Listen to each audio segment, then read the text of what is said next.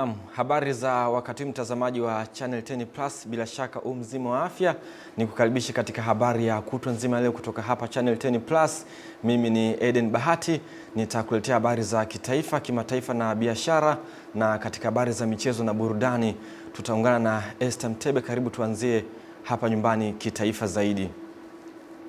Rais wa Jamhuri ya Muungano wa Tanzania Daktari Samia Suluhu Hassan amewahimiza wadau wa sekta ya mawasiliano nchini kuendelea kushirikiana na serikali ili mafanikio zaidi kupitia sekta ya mawasiliano yaweze kupatikana. Tupate undani wa taarifa hiyo kutoka kwa Kulinge Mongi.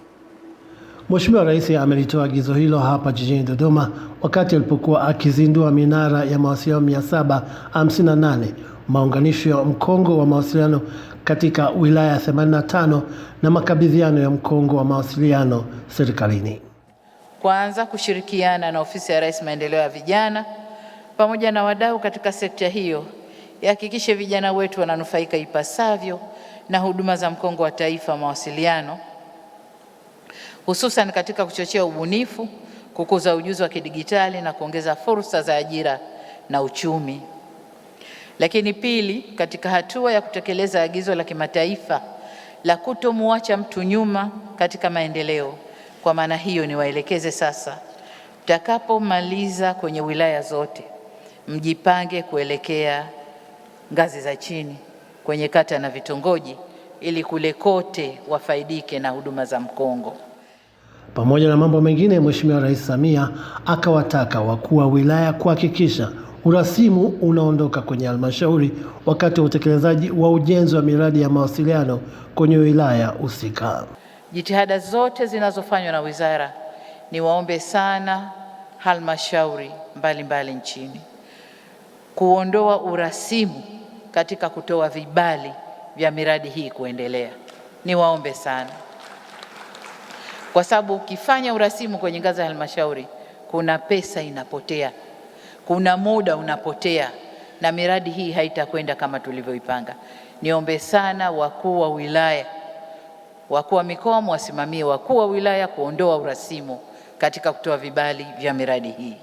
Mapema akimkaribisha Mheshimiwa Rais kutoa tuzo kwa watoa huduma za mawasiliano, Waziri wa Mawasiliano na Teknolojia ya Habari Bi Angela Kairuki akaweka wazi utekelezaji wa miradi mingine ili kuhakikisha nchi nzima inakuwa na mawasiliano ya uhakika, huku wakuu wa taasisi za mfuko wa mawasiliano kwa wote UCSAF na shirika la mawasiliano nchini TTCL wakieleza utekelezaji wa miradi na mipango walionayo. Minara zaidi inajengwa. Mikataba tayari tumeshaisaini kwa minara mipya 201 ambayo tutaielekeza katika vijiji takriban 263 na kata 201, na tunatarajia ifikapo Machi 2027 tutaweza kuikamilisha ili kuweza kunufaisha wananchi takriban milioni 2.8. UCSAF kwa kushirikiana na wizara yetu ya mawasiliano tumeandaa mfumo wa usimamizi wa miundombinu ya mawasiliano, kwa Kiingereza inaitwa Digital Infrastructure Management System. Kupitia mfumo huu tunaweza kuona mtawanyo wa minara nchini kuanzia kwenye kata, vijiji mpaka mikoa, na inatusaidia katika kupanga mipango yetu. Shirika la Mawasiliano Tanzania linatekeleza mradi wa mkongo wa taifa wa mawasiliano ambao ulianza kutekelezwa kwa awamu mbalimbali kuanzia mwaka 2009. Hadi sasa tumefikisha huduma ya mkongo wa taifa wa mawasiliano kwenye wilaya 121 kati ya wilaya 139 za Tanzania bara, ambapo ni kama 82%. Katika hafla hiyo, Mheshimiwa Rais alishuhudia utiwaji saini hati ya makubaliano kati ya serikali na umoja wa watoa huduma za mawasiliano na watoa huduma kukabidhi miundombinu hiyo kwa serikali. Utiaji saini kati ya hati ya makubaliano kati ya Wizara ya Mawasiliano na Teknolojia ya Habari na shirika la mawasiliano nchini TTCL na wizara kukabidhi miundombinu hiyo kwa TTCL. Kutoka hapa Dodoma ni Kulinge Mongi. Serikali imewahimiza wananchi kujitokeza kwa wingi kupima na kupata chanjo dhidi ya homa ya ini kufuatia takwimu zinazoonyesha kuwa 3.5% ya Watanzania wanaishi na ugonjwa huo. Kutoka jijini Dodoma, mwandishi wetu Roda Simba ana undani wa taarifa hiyo. Kauli hiyo imetolewa bungeni jijini Dodoma na naibu waziri wa afya Dr. Florence Samizi wakati akijibu swali la nyongeza la mbunge wa Tabora mjini Hao Mwaifunga aliyehoji mpango wa serikali wa kutoa elimu kwa Watanzania ili waweze kufika kwenye vituo vya afya kupewa kinga ya homa ya ini. Sasa serikali ina mpango gani wa kutoa elimu kwa Watanzania walio wengi kwa ugonjwa huu hatari? Tatizo la homa ya ini ni tatizo katika nchi hii, lakini ni tatizo katika dunia nzima. Katika Afrika nzima watu milioni 60 wanaishi na tatizo hili la homa ya ini. Na sisi kama Wizara ya Afya kupitia kitengo cha kutoa elimu kwa afya tumeendelea kuwaelimisha Watanzania waende hospitalini wakaangalie afya zao kujua kama wameathirika. Wakati huo huo, wabunge wameendelea kuchangia bajeti ya ofisi ya Waziri Mkuu kwa mwaka wa fedha 2026-2027 wakisisitiza serikali ianzishe utaratibu maalum wa kutenga fedha kwa ajili ya ukarabati wa miundombinu ya umma. Lazima kama taifa kupitia dira hii tunayoiweka ni wakati muafaka wa kutenga fungu maalum tutakayotafutia chanzo na kukiwekea sheria kwa ajili ya ukarabati, kwa ajili ya kulinda miradi yetu mbalimbali na miundombinu mbalimbali. Sasa kuna miradi mingi ya barabara na hasa zile ambazo zinatekelezwa kwa kuwekwa tabaka la lami zimesimama kwa muda mrefu. Mkandarasi yuko site zaidi ya miaka 2 sasa, hajaanza kazi kwa sababu hajalipwa fedha ya awali.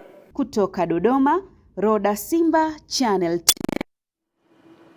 Vijana wanaojihusisha na utengenezaji wa maudhui mtandaoni pamoja na wasanii mkoani Arusha wamehimizwa kuchangamkia fursa ya mkopo maalum wa shilingi bilioni 2 uliotolewa na Rais wa Jamhuri ya Muungano wa Tanzania Daktari Samia Suluhu Hassan kwa lengo la kuwawezesha kujiajiri na kujipatia kipato chao.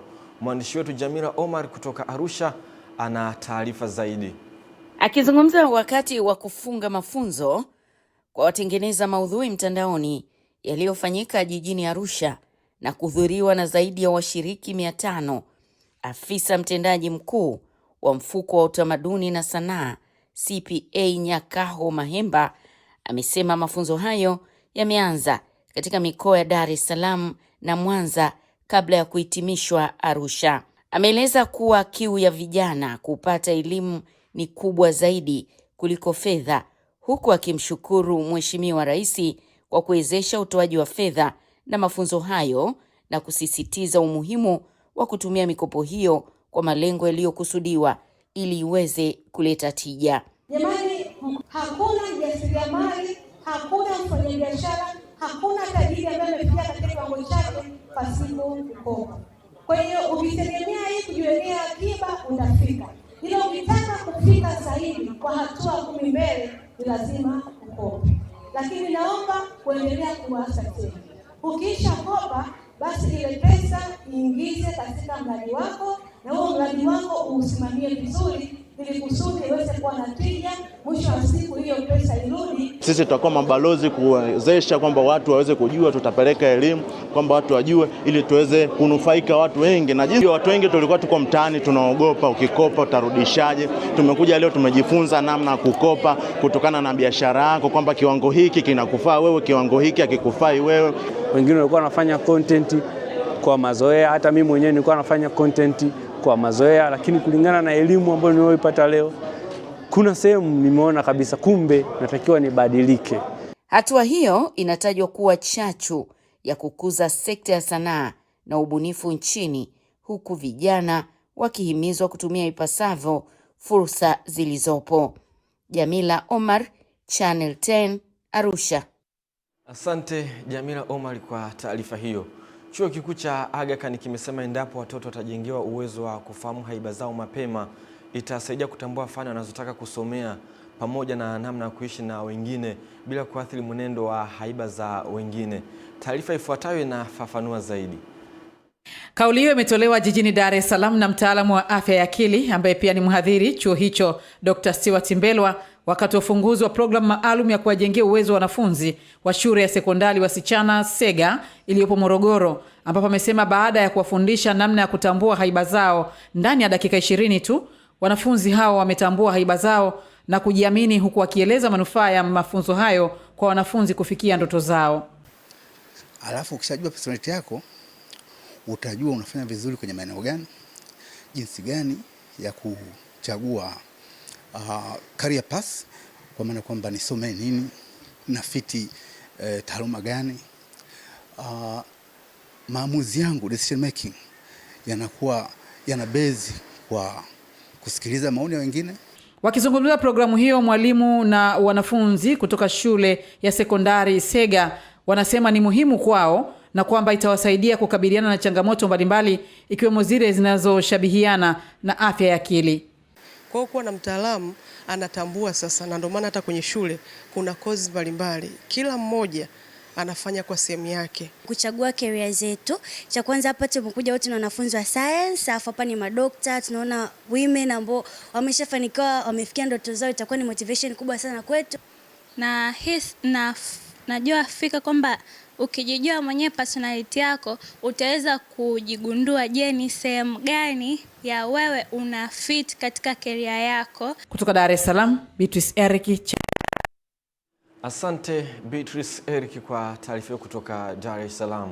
Waandishi wa habari mkoani Iringa wamehimizwa kutumia ipasavyo taaluma zao kwa jukwaa muhimu la kuelimisha jamii kuhusu madhara ya ongezeko la watoto wa mitaani na changamoto ya ukatili dhidi ya watoto, badala ya kuiacha serikali na mamlaka nyingine jukumu hilo pekee, ambapo imeelezwa kuwa kupitia karama na vipaza sauti vyao wana nafasi kubwa ya kubadili mitazamo ya jamii, kuibua mijadala chanya na kuhamasisha hatua za pamoja za kuwalinda watoto. Clement Sanga ana taarifa zaidi kutoka mkoani Iringa. Hakuna sifa mkoa wowote kuwa na watoto wa mtaani. Hayo yamesemwa na mwandishi wa habari mkoani Iringa Shani Nicholas wakati akitoa msaada wa vitu mbalimbali ikiwemo vyakula katika kituo cha kulelea watoto yatima cha Safina Street Network kilichopo mjini Iringa, ikiwa ni sehemu ya maadhimisho ya siku yake ya kumbukizi ya kuzaliwa kwake, ambapo amehimiza umuhimu wa jamii kushirikiana na wanahabari katika kulinda haki na ustawi wa watoto kwa ujumla wake. Hata tufike kipindi tuseme mtaani siku hizi watoto wa Iringa wanaokota makopo, wanaosumbua hawapo. Natamani kama mwanahabari kwa nafasi yangu na nitaendelea kupiga kelele kwa namna ninavyoweza. Mlezi wa kituo cha Safina Street Network Grace Kipengele amesema kuwa mahitaji ya kulea watoto katika kituo hicho ni makubwa kutokana na ongezeko la watoto wanaohudumiwa, ambapo kwa sasa wamefikia zaidi ya 60, hali inayoongeza mzigo wa uendeshaji wa kila siku. Uhitaji wa watoto katika mkoa wa Iringa ni mkubwa sana, ambao unapelekea kila itwapo leo maafisa ustawi au polisi kitengo cha dawati kuweza kuwasiliana nasi kwa ajili ya kutuletea watoto. Vijana Safina tunamshukuru sababu ameona wema wake, tumeona upendo wake.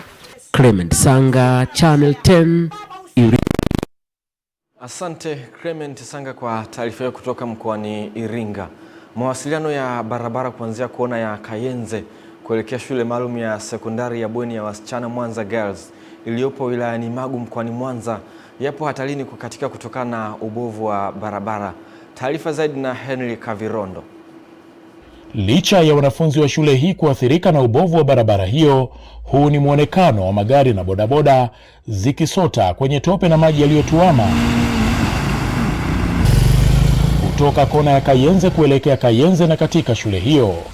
Kutokana na hali hii, wazazi wa wanafunzi wa shule hiyo wanaiomba serikali kuchukua hatua za haraka kunusuru kadhia hii. Shule ni nzuri sana, mazingira ni mazuri, ila namna ya kufika kwenye shule barabara ni mbovu. Muda mrefu kwa sababu mwanangu sasa ana miaka 2 hapa.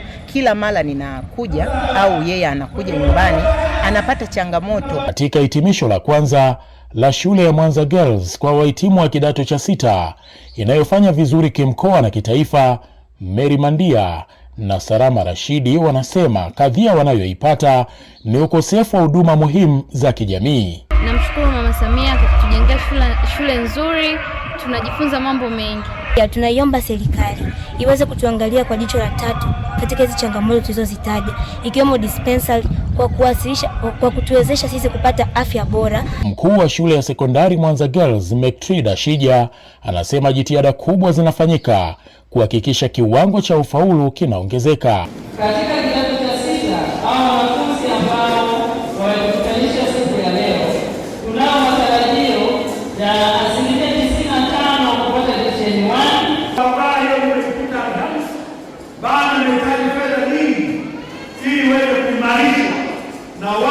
wapite wakati wote. Henry Kavirondo, Channel 10, Mwanza. Chuo cha kumbukumbu ya Mwalimu Nyerere kampasi ya Kivukoni jijini Dar es Salaam kimefanya kongamano la 12 la kumbukizi ya kuzaliwa kwa hayati baba wa taifa Mwalimu Julius Kambarage Nyerere, likiwa na lengo la kuenzi mchango wake katika kujenga taifa lenye umoja, amani na mshikamano. Taarifa zaidi na Witness Ngalawa. Msimamo huo umetolewa na Naibu Katibu Mkuu Wizara ya Elimu, Sayansi na Teknolojia, Profesa Daniel Mushi kwenye kongamano la kumbukizi ya baba wa taifa lililoandaliwa na Chuo cha Kumbukumbu ya Mwalimu Nyerere kampasi ya Kivukoni jijini Dar es Salaam, akisisitiza kuwa lengo ni kuendeleza maono ya baba wa taifa kwa vitendo. Je, sisi tunajifunza nini kutoka kwa mwalimu? Sisi tulioko mahali hapa tunajifunza nini kutoka kwa mwalimu? Ndugu zangu, ninafurahisha kuona vijana hususan wanafunzi wa shule za msingi, sekondari wakishirikishwa kikamilifu katika kumbukizi hii ya Mwalimu Nyerere. Hili ni jambo la busara, kwani malezi ya fikra na maadili huanza tangu utotoni. Kongamano hilo limehudhuriwa na makamu mwenyekiti wa Chama cha Mapinduzi CCM Bara, ambaye pia ni mwenyekiti wa bodi ya Chuo cha Kumbukumbu ya Mwalimu Nyerere, Steven Wasira, ambaye amesema falsafa za Mwalimu Nyerere zililenga ukombozi wa taifa katika nyanja zote, hususan haki na usawa wa kijinsia pamoja na kupinga ukabila. Katika ujenzi wa taifa letu, Mwalimu ametuongoza kwa muda mrefu, lakini mambo ambayo yanakumbukwa makubwa kuliko yote, ukiondoa uhuru, kuna umoja wa taifa letu. Mimi sijui ingekuwaje, maana ziko nchi za Afrika mpaka leo kiongozi wetu akienda vijijini huko anaenda na mkalimani. Sisi baada ya kwenda ukalimani, hata mwakilishi wa Russia naye anaongea Kiswahili. Hata rafiki yangu wa Msumbiji anaongea Kiswahili vizuri kabisa kuliko cha kwangu. Hayo ni matunda ya kazi ya kuunganisha watu, sio katika Afrika tu, kuunganisha watu katika Afrika vile. Kwa upande wake, mkuu wa chuo hicho Profesa Haruni Mapesa amewashukuru washiriki wote na kwamba wataendelea kuratibu makongamano hayo pamoja na mafunzo ya uongozi na sayansi ya jamii ili kuimarisha zaidi misingi imara ya utaifa iliyojengwa na waasisi ikiwemo Mwalimu Nyerere. Hali iliyopunguza tofauti za kijamii na kuimarisha maendeleo pamoja kwa mtu mmoja na taifa letu kwa ujumla. Aidha, alisisitiza uadilifu, uwajibikaji na heshima ili kujenga jamii yenye mshikamano, imani kwa viongozi na utulivu wa kudumu, hali ambayo imefanya Tanzania kubaki kisiwa cha amani barani Afrika. Mwalimu Julius Kambarage Nyerere inakuwa kuenzi vita vya ukombozi wa Msumbiji, ambaye yeye mwenyewe alishiriki sana, hata na mwasisi wetu wa vita vya ukombozi wa Msumbiji ambaye alikuja kufanya hapa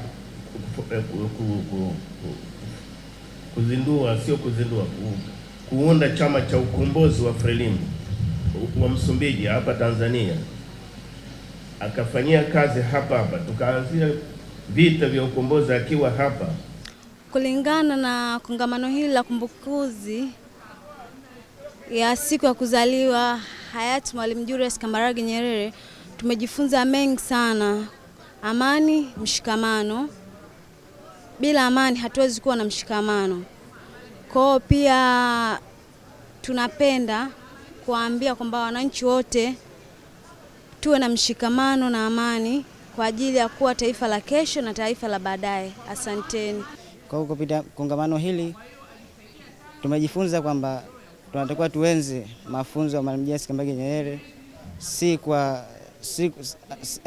tuyaenzi si kwa kusikiliza tu, pia tuanze katika fikra na kuatenda matendo ambayo aliwafanya mazuri katika kipindi chake cha uhai wake. Mimi ni Witness Ngalawa na hii ni Channel. Asante Witness Ngalawa kwa taarifa hiyo. Taasisi za elimu ya juu nchini zimetakiwa kuzingatia wajibu wa utoaji wa elimu bora inayoendana na viwango vinavyokubalika kimataifa na kupitia uboreshaji wa mifumo, ukaguzi wa ndani wa mara kwa mara, mafunzo endelevu na kuwa wabunifu.